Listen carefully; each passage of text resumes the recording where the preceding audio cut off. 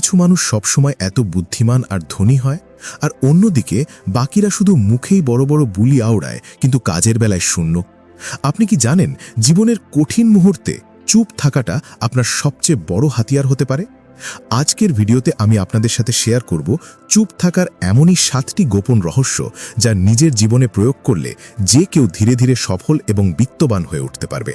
তাই যদি আপনি আপনার চিন্তাভাবনা বদলাতে চান, জীবনে অর্থ এবং সফলতা নিজের করে পেতে চান, তবে এই ভিডিওটি শেষ পর্যন্ত মনোযোগ দিয়ে দেখুন, কারণ শেষের পয়েন্টটি শুধু আপনার চিন্তাই নয়, আপনার পুরো জীবনটাই বদলে দিতে পারে।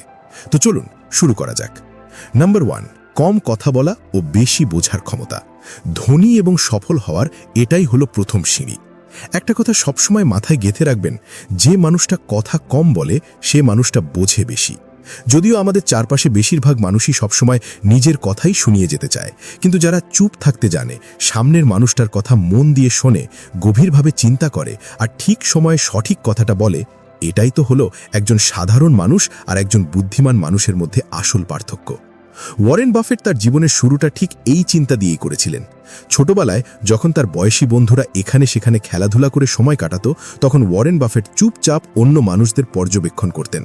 কে কি করছে, কে কোথায় ভুল করছে আর কার থেকে কি শেখা যায়, এইসব তিনি খেয়াল করতেন।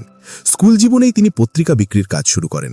তখন তিনি কথা বলার চেয়ে দেখায় আর বোঝাতে বেশি বিশ্বাসী ছিলেন।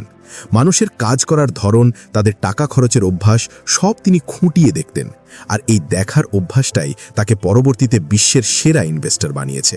তাই আপনিও যদি জীবনে ধনী হতে চান, ওয়ারেন বাফেটের মতো ধনী হওয়ার মানসিকতা তৈরি করতে চান, তবে শুরুটা করুন কম কথা বলা দিয়ে।